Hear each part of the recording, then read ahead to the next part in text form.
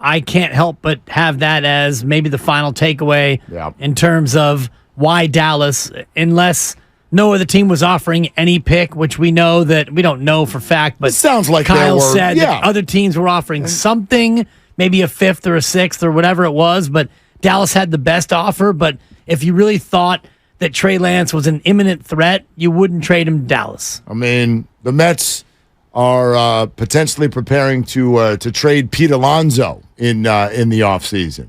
You think they're going to send him to the Braves? Philly? You think they're going to send him to the Phillies? I doubt it.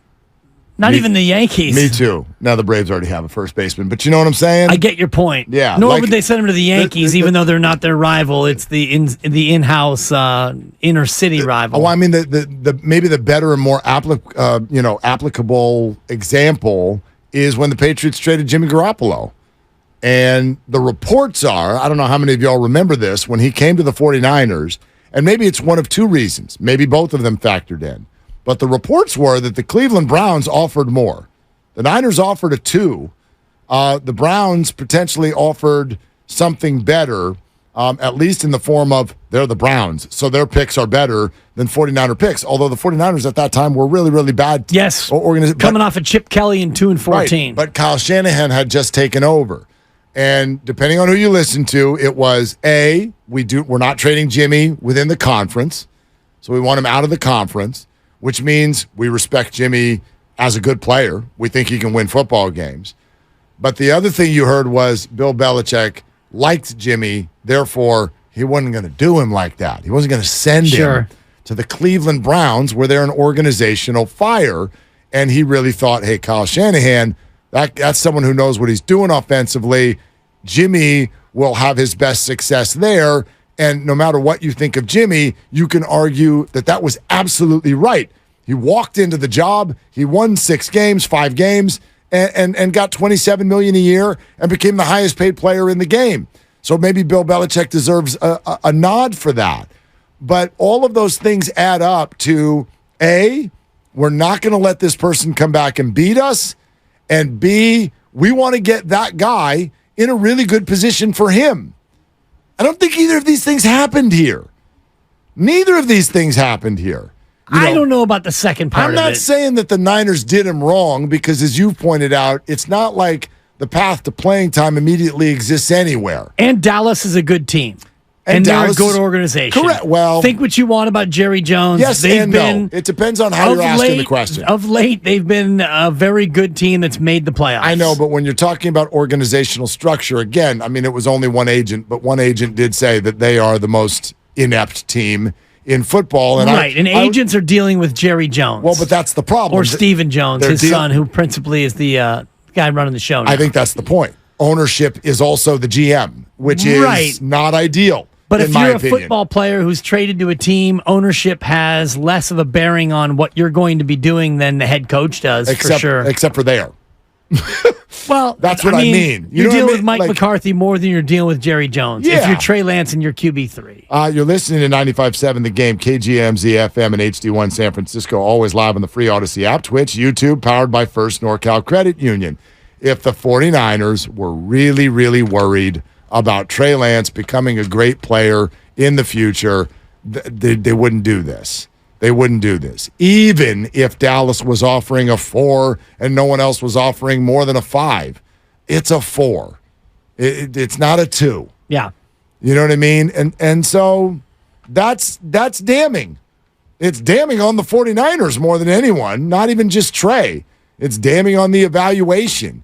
But that is clearly what the league is seeing and feeling right now with regard to Trey Lance. Back to the phones at 888-957-9570. Rich in Fremont. Hey, Rich, you're on with Willie and Dibby. What are you doing? Hey, man, I'm still at work, but I just wanted to chime into this thing because, this could come back on the Niners as a double bite. It really could. How so? Because, okay, and I have to admit, this is totally hypothetical. But just say if you got Brock Purdy and he does 10 games and he gets hurt, okay? Then you got Sam Darnold. You get to the NFC title game, or the playoffs, you don't get past the first round. Okay. Okay. You got Dallas with Dak Prescott. Prescott's 30 years old. He does a year and a half, he gets hurt, and he can't play. All of a sudden, out of nowhere, another hypothetical situation, Trey Lance becomes the Dallas' number 2 quarterback. Mm-hmm. Into the third season, the Niners are not the same team that they were 3 seasons ago. They limp into the playoffs. They get to the NFC title game, and guess who's their weight? The Dallas Cowboys. And guess who's their starting quarterback? Don't say Trey it. Lance. Don't you say it. So, Rich, I'll tell you what you're doing right now. You're writing an unbelievable script. Hollywood loves what you're doing. What if I told you Trey Lance would come back to bite them? In a world where bad quarterbacks become good. That's the point, Rich. The movie's called Double Bite. Everything you just said, the Niners do not think it's possible. They do not think it's possible. And they're willing to bet for the acquisition of a 4th-round pick that what you just laid out is not going to happen. Rich?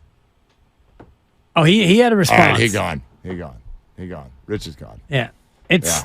They're not worried about that. Well, if you think about how this could possibly play out, and I'm sure they went through every possible scenario with Trey Lance. So they get to the point where Kyle realizes that he's QB3 and you have a choice to make. Either you keep him or you cut him or you trade him. And so you go through all 3 scenarios. Best case, worst case. Well, the best case of keeping him is he eventually becomes great and you're able to trade him for 3 first-round picks down the road, Right. and it's a wash. Worst case scenario, you keep him and he's disgruntled and he never does anything and no one ever wants to trade for him and you eventually cut him.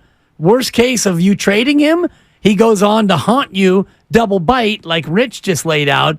Best case, you get a 4th-round pick for him, go on and have a good career, but he never comes back to haunt you. And so when you weigh all of these possible scenarios out, you look at it and you realize getting a 4th now with Brandon Allen as QB3 is probably the best you can do. Agreed. It's not ideal because you're already, you're pot committed. The sunk cost in Trey Lance, you'll never get back. Of course not.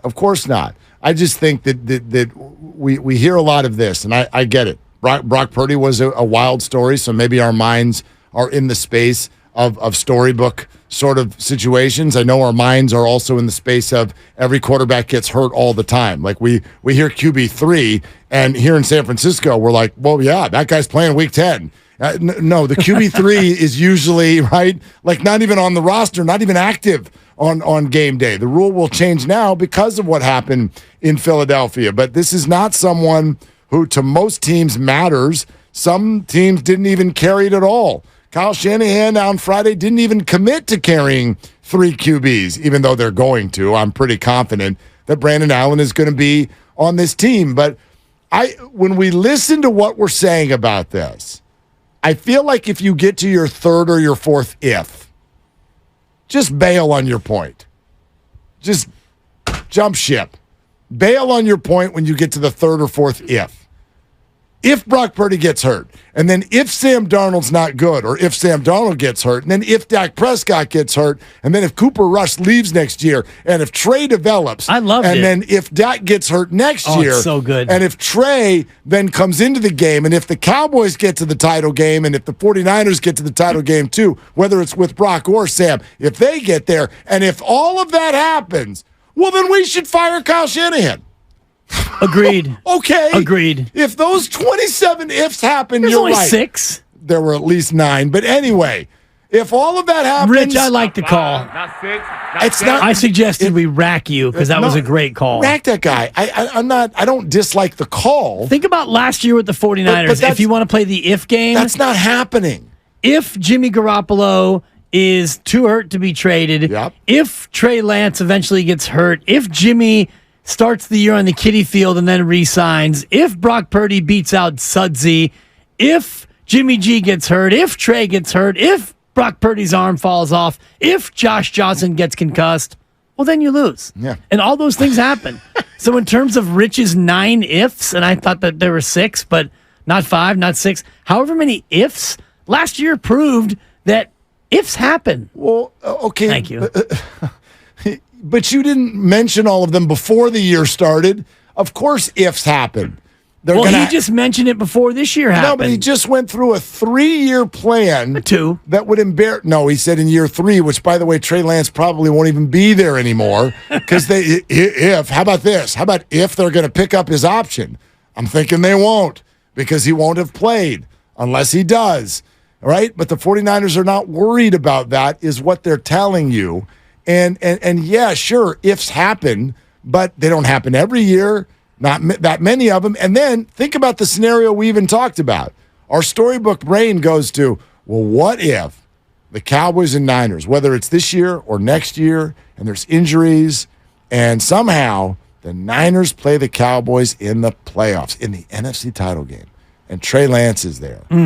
You're missing the part about Kyle Shanahan taking the 49ers to the NFC title game yet again.